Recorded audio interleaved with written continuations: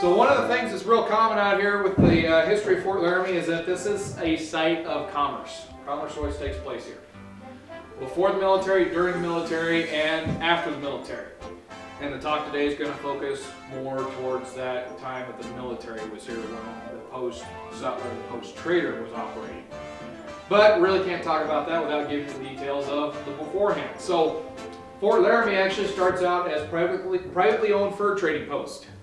The first one was Fort William, built in 1834 by William Sublette and Robert Campbell. Now Robert Campbell is a name that's going to pop up here a little bit later on the post-trader time too. They established a post as they're supplying the rendezvous. Robert Campbell stays here for just a few short months, or excuse me, William Sublette only stays a few short months before his business partners kind of push him out. And then a few years later, it's going to change hands. The American Fur Company is going to take over Fort William. And as that wooden stockade begins to rot away, they replace it with an adobe stockade called Fort John. And the American Fur Company will operate that up until 1849 when they sell that building for $4,000 to the United States military. And that's when officially this becomes Fort Laramie, even though Fort Laramie had been applied to the post prior to that as just a common name. Once the Army takes over now, not anybody can come here and operate a commercial business. Now you have to go through the government, through the military, and you have to be appointed to operate on site. So the first person that operates here is John Thomas Tutt. He becomes the post settler in 1849, and one of the first things he does is build a store to operate out of. So this portion of this building that we're in now was built in 1849, the storeroom here. A little bit later on, Tutt will build on the stone section, which is now represented as the post office, which was essentially his living quarters. And this is where he operated most of his business, was out of here. Now, Tutt came in with financial backers. The one thing you'll notice out here is the guys that were out here during the fur trade and the guys that were still out here trading in this area later on during the Fort days, they're all interacting one way or another. Two of the financial backers for Tutt is Robert Campbell again, and also Lewis Doherty, who was also operating trading posts in the area during the fur trade era. So Tutt's time is kind of what I consider the most exciting time out here for me anyways, is that's when this place is really a mixing pot of cultures. You had Native American tribes coming in here to trade, Lakota, Northern Cheyenne, Arapaho, Shoshone, Crow, although mostly Lakota and the Northern Cheyenne were most represented here, did most trading. And you had immigrants coming from all over the world. Some were heading for Oregon for land to farm, some were heading for California to find riches and gold, and some were heading for Utah to escape religious persecution. And that had even started before the post-settler time during the fur trade era. The first immigrants started heading for Oregon in 1841. Mormons started heading for Utah in 1847, their idea being that they're going to get out of the United States and go into northern Mexico, the territory that Mexico doesn't really do much with. Well, in 1848 that changed for them because they're in the United States again.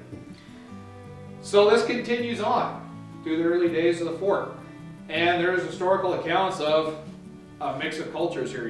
One woman said that on one counter you would see Lakota Indians speaking with a trader in the Lakota language. On the other counter it would be Cheyenne speaking with a trader in Cheyenne. And in the middle you'd have a hodgepodge of Indian women and immigrants buying goods. Some of the Indian women filling their dresses with flour and corn. It was kind of a peaceful trading place. And all those were, basically making the post-trader money. He had a monopoly out here. So with the Indian trade, it was all in buffalo robes. Which with the Indian trade, it's on a barter system, because if you hand them 3 paper dollar bills, which is the highest price that was paid for buffalo robes, they're going to give you a funny look and then give you the kind of haircut that doesn't grow back. They think they're being cheated. So as a post-trader, you have to know what you were paying for the robes, know what you wanted to get out of your goods, and that's how you would exchange on the barter. So knives are $1.50 a piece. For 2 knives, for 1 buffalo robe, they get 2 knives. Or a hank of blue beads, or white beads.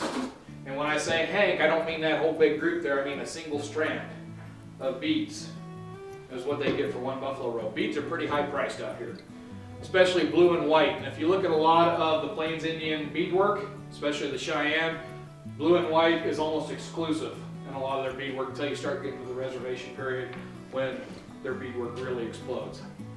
I have a question. Sure. What's the bead? What are the beads made out of out here? Those are glass.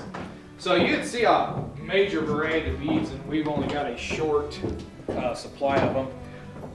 But these were very common. The blue and white, these come from Italy. A lot of them come out of Italy. Now black, green, red beads, can't really sell those very well out here. The plains tribes didn't really value those as highly.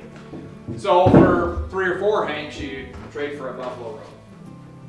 The other items that was popular, Northwest trade guns. They're the cheapest gun available out here. It's a 62 caliber smoothbore, basically a 20 gauge shotgun. Those that break 7 to 10 buffalo robes a piece. So at $3 a piece, you're looking at anywhere from $21 to $30 for that, and that's the cheapest gun on the shelf. Well as knives, as I said before, coffee, sugar, tea. Indians would come here and trade for just about anything because they're not going to find a lot of stuff in their natural environment. It was new to them, especially ready-made items. A knife like this, they come in and buy for 1 buffalo robe. It'd take them several days to make one out of flint.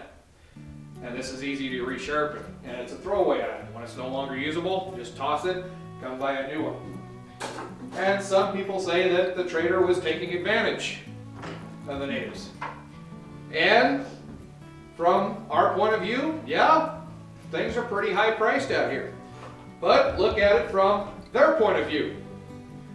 Indians used every part of the animal they killed, but they didn't use every part of every animal they killed. Shoulder blades were used readily for tools, but you shoot 20 buffalo in a year, do you really need 40 shoulder blades sitting around your teepee? What they didn't use was left to nature, and in their mind was not being wasted. Something else was going to come along and eat it and use it. And in their beliefs, the buffalo, once they were killed, go back in the ground and come back up again later.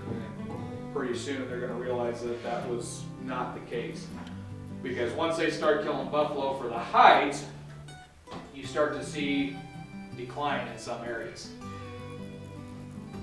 Hides were something that they might leave behind if they didn't need it, because if they're killing 20 buffalo a year, do you really need 20 buffalo robes? Do you really need 20 buffalo, just the tanned hides? They only took what they needed, but when they realized that, hey, we can bring these in and trade them for these goods, these things that we would normally throw away, now they think they're taking advantage of us. The point is, everybody come out of the deal happy. And when people come out happy, well, then nobody's being taken advantage of. Now the other group of people that you traded here, of course, is the immigrants coming through. Now in the early 1840s, it was small numbers. Highest I seen was in the mid-40s was about 5,000–6,000. When they find gold in California in 48, which leads to the 49 gold rush, that number of people starts to spike heavily. And in 1850, anywhere from 45 to 65,000 people come through Fort Laramie. That's not over a 12-month period. That's between the 1st of June and the end of July. That would be the equivalent of the entire population of Cheyenne walking through here over a 2-month period. And a lot of people were coming through here. And Tut was still getting his logistics kind of squared away, because the goods that were supposed to show up for those 45 to 65,000 people didn't show up until September. Ouch. There was people that were suffering. There's first-hand accounts of people dying of starvation because they could not get goods here at Fort Laramie. They had to go on to the next stop, which was Fort Bridger, over on the western side of the state. As the years went on, as the gold rush subsided, the numbers started to drop back down, but they were still climbing.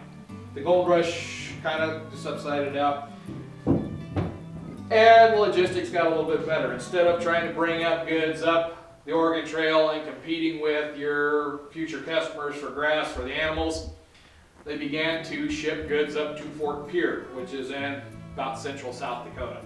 From there, they'd be offloaded off the boat onto wagons, and then they come overland here to Fort Laramie. A little bit shorter time overland, and if you plan it right, the goods should be there waiting. If you got the wagons at Fort Pierre waiting, come May, they can be loaded up and be here before the immigrants start to roll in. So for the immigrant trade, mostly what's being brought in is food items. Flour, a lot of flour, bacon. Everybody loves bacon. Back in the day, it was a staple, and some people today consider it a staple in their diet. Corn was also a staple out here. So mostly with them, it's going to be food items. Now, as the years progress on, you're going to see a change of hands of the post-settler out here. They came and went. And Tut wasn't really doing a great job out here. In fact, one of his backers, Lewis Doherty, I mentioned earlier, comes out here about 1855 thereabouts to inspect the books. There were no books. Tut was not keeping records. So Doherty didn't know if he was getting a square deal or not, and he decides he's going to back out. Robert Campbell, however, wanted to keep his investment, so he continued to back Tut. But in 1857, with 18 months left on his license, Tut resigns as a post-settler here. He claims that it was due to the rumor that they said they was going to close the fort down, and he's the only one that I've seen in the record that said anything about a rumor of closing the fort down in 1857. But he resigns, and they bring in Norman Fitzhugh.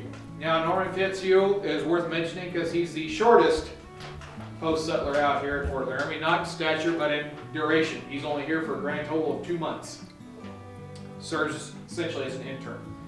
And then he's going to be replaced by the longest serving settler and trader, which is Seth Ward. Seth Ward and his partner William Bullock operate this store from 1857 to 1871. And they're going to see a handful of changes take place out here. One of those is the change from post-settler to post-trader. In 1867, the Army realizes that the post-settler program is pretty corrupt. And to give you an idea how corrupt it is, one of the recruiting depots back in New York where they were training soldiers, the post-settler there had an agreement with one of the drill instructor sergeants to bring the troops in but have them buy more than what they actually were supposed to be buying, more than what they needed, and then they would split the difference in the costs. There was quite a bit of corruption going on throughout it. And so the Army finally decides in 1867, we're going to do away with it. And they very quickly realized that, yeah, back east you can get away with that because there are cities close by where the troops can go buy their goods. Out here in the west, the nearest town in 1867 is Cheyenne, Wyoming, 75 miles away. That's not going to do. So they bring in the post-trader program. What changes for Ward? His type. And also now they're going to make him go by their markup to when he sells goods. So now Ward is going to have to bring his receipts for what he paid for goods, his cost of freight, present that to the board on site, and then they will determine his markup. And people still complain that the prices were way too high. By the time you figure the freight in out here, goods are going to cost more. A simple can of corn. Out here at Fort Laramie, you would pay $1 for a can of corn. Back east, you would pay 10, 15, 25 cents, maybe 35 cents in a bag here for that same can of corn. Quite a bit of markup. And it still happens out here in Wyoming today. If you don't believe me, go to a grocery store. The freight that it takes to get it out here, things are still pretty high. Another thing that's going to change under Ward's tenure is relations with the natives. In 1868, the Fort Laramie Treaty is signed here at Fort Laramie, which essentially establishes a reservation system. Pretty much north of the North Platte is unceded Indian territory. Whites aren't allowed to go up in there. And it also states that Indians aren't allowed to come south of the North Platte, which is going to put a strain on the relations here because this is their store where they're going to come buy their goods. Crazy Horse considered this his store, Red Cloud considered this his store, so they would have to come here to get goods. That's going to make things a little bit more difficult for them. And then later on, because of that treaty in 1874, the military is going to wind up establishing Camp Robinson, which is closer to the reservation. Quickly becomes Fort Robinson, and then it's redesignated as Red Cloud's agency. So no longer does he come to get to Fort Laramie to get goods, now he goes to Fort Robinson to get goods. And they weren't very happy about that, but there wasn't much that could be done. And essentially when that happens, you're going to see the post-trader completely lose out on the fur trade. Is that going to affect his business in the long run? No. He's got a monopoly out here. Besides the fur trade, what few immigrants are still coming through, he's got hay contracts, beef contracts, lumber contracts. And then in 1883, he's going to have the post canteen system or the post bar. So that was another little change. The Army decided in 1883 that soldiers getting drunk on base was not acceptable. They were getting in trouble. So they banned alcohol on the bases.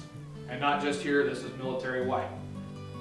Didn't take long for them to realize that when those soldiers start going into the civilian population now to get their booze, they cause problems there, and that's a little bit more of an issue. So they bring in the post-canteen system, what we call the bar. On the south side of this building, you'd have the officers' bar. That's where the finer spirits were sold. Bourbon, whiskey, rye, gin, Taos Lightning, just to name a few. On the north side of the building was the enlisted man's bar. It don't get much stronger than beer over there. And if it's in the summer, it's warm beer, and in the winter, it's cold beer. That's your only choices. Now, by that time in the 1880s, Ward's no longer the trader out here. They actually started going through traders here fairly rapidly. Collins was one that came in later on at that time. And then the last post trader here was John Hutton. And by that time, the Indians had been rounded up onto the reservations. Things out here in the west were pretty peaceful. And so Fort Laramie now was a redundancy. They had Fort Robinson over in what's now Nebraska, Fort D.A. Russell down near Cheyenne. Was no sense in keeping this base open any longer. So in 1890 they closed it down. And Hutton, he had been out here trading beforehand before he became the post settler, of course. But he's kind of an important fellow because when the Army sold all these buildings, he bought most of the ones that are still standing today. Old Bedlam served as a hotel, Cavalry Barracks as a hotel and a dance hall, and it was said that people came from all over to dance at the dance hall there. The houses were used and people lived in them. The buildings that are no longer standing, or you see just walls standing there, people used them to harvest for timber. Because they figure nearly 60 years of operation out here, if you include the fur trade era, there wasn't a lot of timber left around Fort Laramie. Even the pine trees that were here didn't really make for good lumber. That's why the Army was going to Laramie Peak to cut lumber there to build a lot of the buildings here. So it was cheaper to buy the old building than it was to freight in new timber, so they harvested the timbers and built their houses. And at that point, this is where we get into the commerce that takes place post Fort Laramie. Hutton would continue to operate the store as the general store for the settlement, the town of Fort Laramie. Up until the early 1900s when the railroads come through and they stay on the north side of the Platte, which they should have done that when they built the Transcontinental Railroad, but that's another story. Train station's now 3 miles from town, and that didn't make sense to the people, so essentially they pick up and they move across the river to where the town of Fort Laramie is now. Then the place is abandoned. A few years later, 1938, the Park Service comes in, and over the next few years they began doing their archaeology and then trying to restore some of the buildings. If it hadn't been for John Hutton, we wouldn't have a lot of these buildings here to be restored for you to visit. You'd be visiting just skeletons like a lot of buildings that aren't standing today.